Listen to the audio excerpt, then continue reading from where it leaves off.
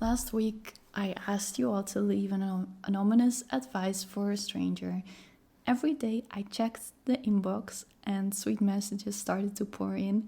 And I want to thank you all so much for taking a bit of your time out to listen to my videos and, above all, writing such heartfelt messages. It means a lot to me, and I'm sure it will help out a stranger. To kick things off, I will start with a piece of advice first. The past 2 years, I have learned to remain calm when life tests you out, and to face fears with a smile, and to never accept anything less than what your intuition tells you to achieve. Even if you get diagnosed with a scary disease like I had 2 years ago, I never had one single true thought of backing down. All my mental energy went into powerful thinking, how to make a situation comfortable and enjoyable, not only for me, but also for the medical staff. When I got back for the checkups and scans, the staff always lights up and they become very joyful. Even after 2 years now, because I treat them so nicely, they still remember and give it back to me every single time. So never back down, never accept anything less than your intuition tells you to achieve, and do it all with a smile and powerful thoughts. Here are all of your messages you are leaving for the strangers that are listening right now.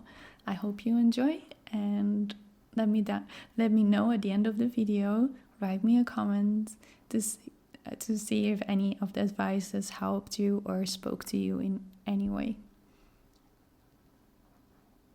They say time heals all wounds, but some wounds do not heal. Instead, you carry them with you, and in the worst case, they shape your reality.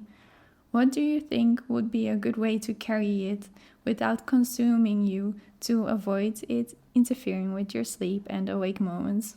How to come to terms with it to be loss, regret, or any other factor.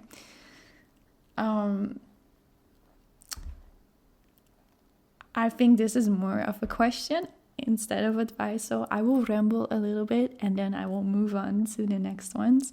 I think that not time alone heals all wounds, it makes it more bearable. For example, if you grieve somebody close to you has died, it becomes more bearable in the coming years, right? It doesn't say that you still miss your close one who has passed away to heaven, but it does mean that if you have the right tools to mentally go through all the 7 stages of grief, for example, and you can give all the emotions and all the stages a place, and you can hug a feeling or an emotion and let it go after, I think you will get there. And I think for me, the past 2 years, it was very important to learn about emotional regulation skills. And honestly, it was a wild ride, and I used it instantly in many situations where I felt very overwhelmed or very sad suddenly, and I had to use those specific exercises I just learned in the workbook. I even was thinking to implement those exercises in a fun way into my videos. So all in all, I think you have to have the courage to face your fears, your ego,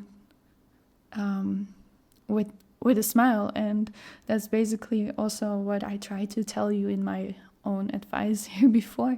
You have to look at very scary situations and embrace very overwhelming feelings like you're hugging it.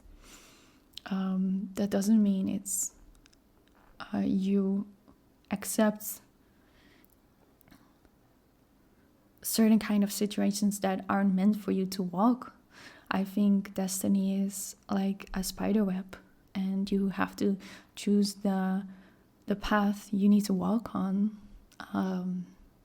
But it could also very well be that you choose another path because you react from a low vibrational energy, from fear, from envy, from jealousy.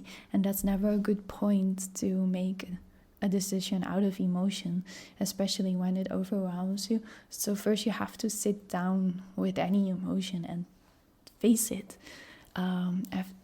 And if you've done that long enough and you have the skills to overcome that, you will find that your intuition will start to speak to you again, and it will tell you what you need to do. I think that's the best thing I can say about it, and that's a little ramble from my side. I hope it helps, and if it didn't give you enough advices, please comment down below and tell me if I need to go more in depth about this, because it's a really big thing to talk about. I feel like I could talk to you for hours about this topic alone, because it's not one formula fits all. It's a plethora of things you need to face. You need to learn how to deal with trauma, first of all, and then you need to learn how to deal with emotions, how to deal with hardships, how to overcome very hard things.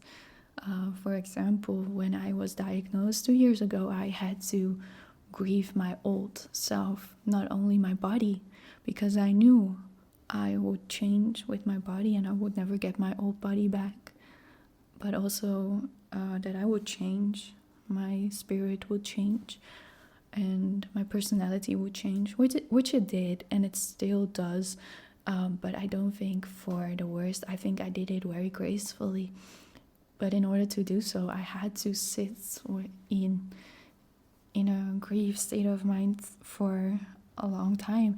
I have sat on my bed for weeks doing nothing and just being in shock about the diagnosis, and mostly when one thing happens, one very bad thing, it will often accompany with many more bad events, and that's what happened to me too. It was not only one bad thing, it was devastating news just coming at me all the time for the past 2 years, and sometimes it never stops, and you will get unbearable, devastating news all the time, and you have to be strong. And not because I say that you don't have to feel your feelings, but you have to face them. And after, you have to crash down, recollect yourself and reinvent yourself, and totally digest yourself, puzzle yourself back together and find the strength how to move on from it. But it's a giant process. I cannot explain it in one simple video. It's a lot, and I do know some friends who are struggling with unbearable situations right now, and I try to be their best friend I can be. But on the other hand, I also have to think about my own mental health. So yeah, that's also one tiny part of the struggles you have to go through. You also have to be there for your friends, but you also have to choose yourself as the very most important priority. Okay, let's move on. We have one mouth and 2 eyes for a reason. Listen twice as hard as you speak.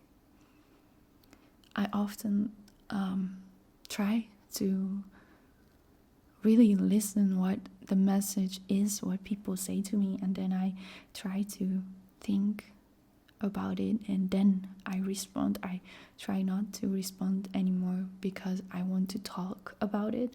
I try to respond from curiosity and understanding. It's a very good sentence, very good advice.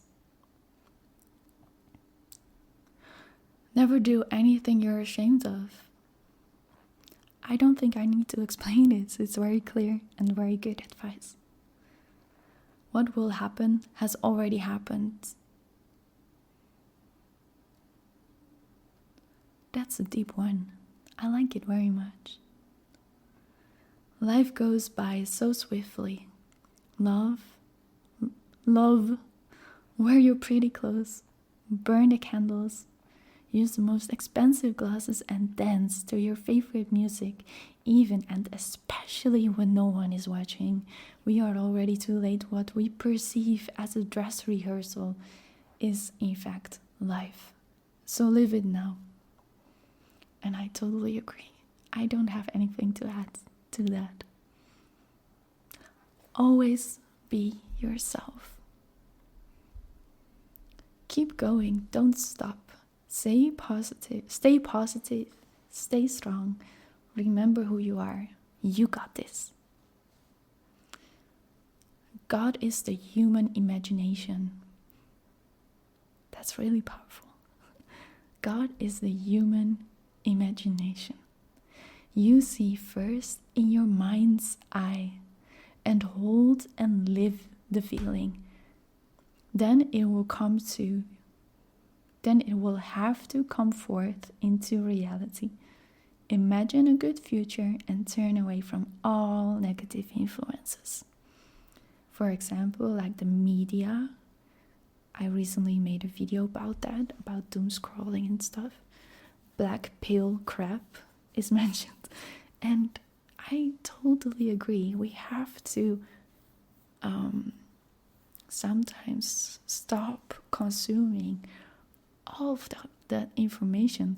We are not wired with our brains in the evolution to consume so many terabytes of data every single day. It's insane.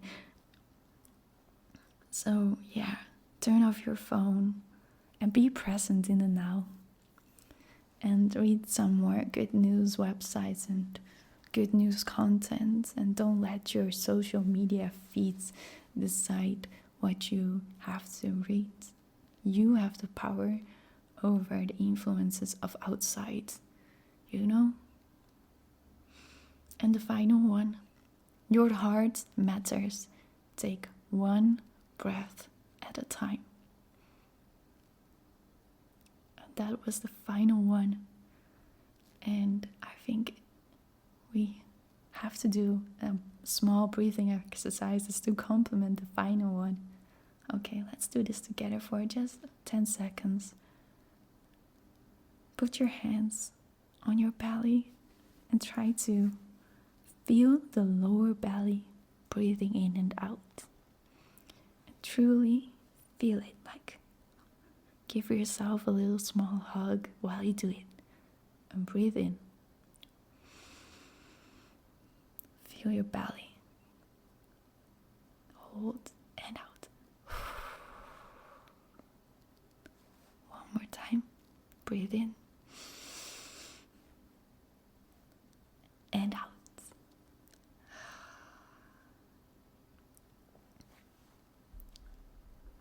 Which one of the advices stood out most to you?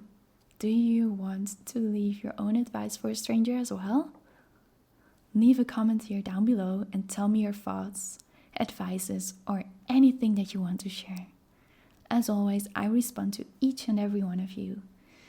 Take care of your heart, sweet, gentle soul. I'll see you in the next one.